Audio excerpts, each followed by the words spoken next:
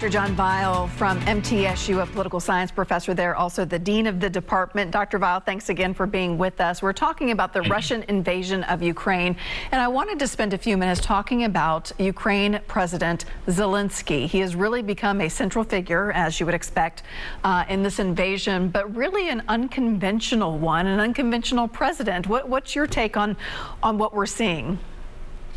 Well, you know, it shows maybe that democracy works. I mean, here's a man who made his career apparently on television as a school teacher. And apparently toward the end of the episodes, he ended up being elected as president of the country. And sure enough, life is now imitating art. He seems to have his finger on the pulse. I think one of the most dramatic, you know, we have Nathan Hale, you know, I regret that I have one life to give for my country. And Zelensky, so far, you know, his statement that, you know, when apparently the United States offered him a way out, he said, I don't need transportation, I need armaments. I'm planning to stay and fight. I mean, it reminds me a little bit of Lexington and Concord, you know, where you're up against the biggest empire in the world, and they have all these troops, and they're walking down the road in their uniforms, and all of a sudden farmers start shooting from behind the trees. And you know, whether that will ultimately be effective against, you know, scores of tanks, I don't know. But I would prophesy, if I may, that, you know, if Russia tries to, they'll probably just try to install somebody in there and leave. But if they try to continue to occupy the territory, they're going to find it even much harder than they did in Afghanistan, where eventually, maybe like us, they ended up having to, you know, leave with their tail between their legs. Right. I'm going to ask you to keep out that crystal ball just a little bit, even though I know it's a bit unrealistic. But when we talk of wars of late, I mean, we were in Afghanistan for 20 years. So I think that people are looking at this like, is this going to go on a couple of weeks, or are we talking years here?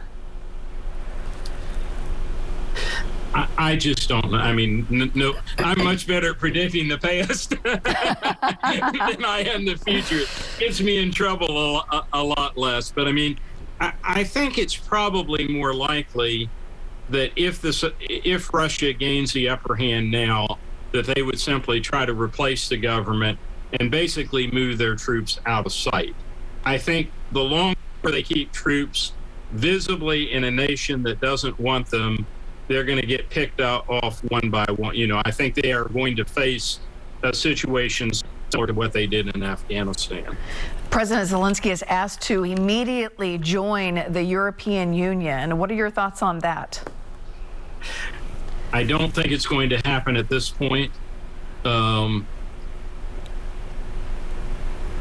If it did, I mean, the beauty of the situation now, and it's an ugly one, and I like many of our callers, I'm deeply concerned about the people there, but the beauty of it is that it is not directly pitting the world's two most powerful nuclear powers directly against one another.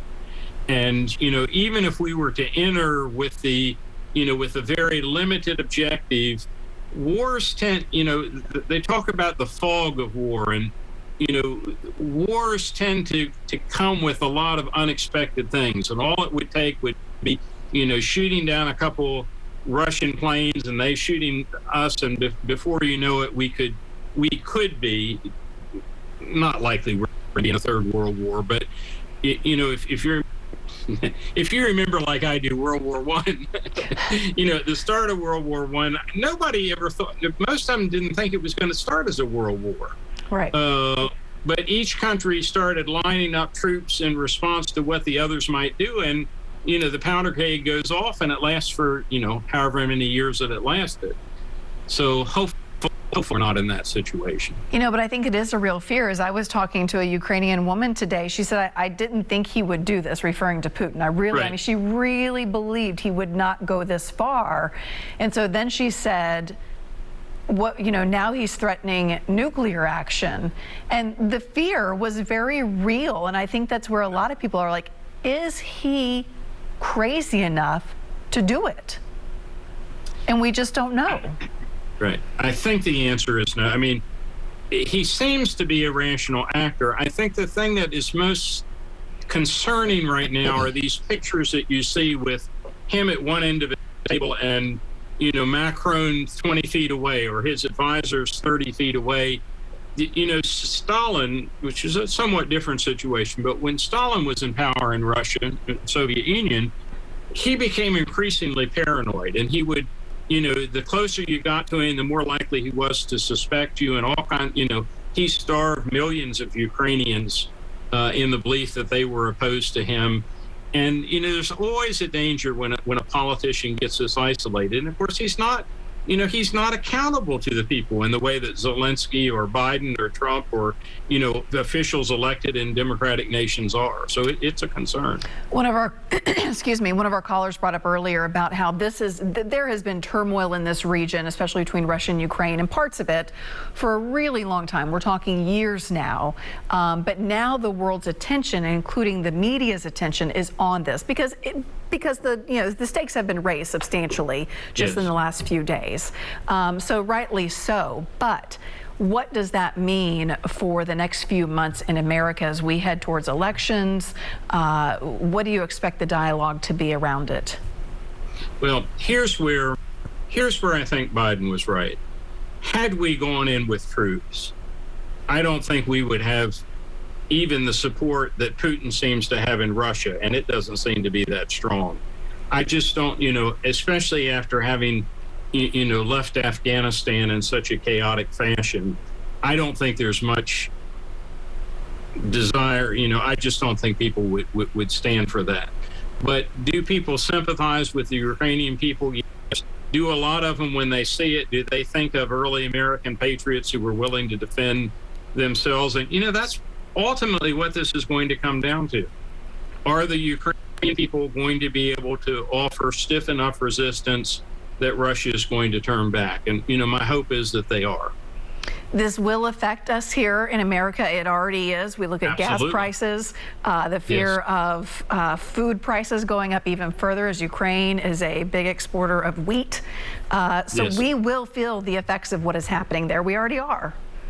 Well, and of course, the Russians, I saw a story today claiming that the ruble is now worth a penny. Right. That's their dollar. If you can imagine, it's lost at least 20-30% just since this war has started. If, we're complaining about 7 and 8%, rightly, price increases over the last year. But imagine going into the supermarket next week or this week and finding 20-30% price increases across the board. So, a lot of people are going, the Ukrainian people are feeling pain, the Russian people are feeling pain, and yes, we're going to probably feel some as well. Yeah, it's such an interesting dynamic that Russia is invading this other country, but the Russian people are suffering quite greatly as well, especially when it comes to the ruble. And the woman I was talking to today said, she said back home, she said, Russia and Ukraine, you have family in both. Most people have family in both. It's kind of like Kentucky and Tennessee or, something like that, on a greater scale. North and South Korea. Yes. North and South Vietnam. I mean, this is what wars do. They're not pretty. No, definitely dividing us. We have just 2 minutes left. I just wanted to leave you with ask you to leave us with some last thoughts of yours as you look at this as a political science professor. What do you think about? Well, again, I mean, I think we take for granted sometimes our security. We're not quite as safe. They used to be. We were separated from Europe by oceans. Well, with nuclear missiles, nobody's completely isolated from anybody else anymore. But we do have some real geopolitical advantages here. We are, despite the disputes that we have between Democrats and Republicans, I think the nation is large. Some people are going to blame Biden and some people are going to blame Trump, but I don't think anybody thinks that we ought to be, or very few people I know want to support Putin in this. They think that we're on the right side. Whether we should send troops or send aid or what we should do is different, but we have a lot to be grateful for as American people. That's exactly right. Dr. Vile, thank you for spending the past hour with us. Welcome. I've really appreciated this conversation. My pleasure. All right, and we're going to come back and I'll tell you what's in store for the rest of the week, so stay with us.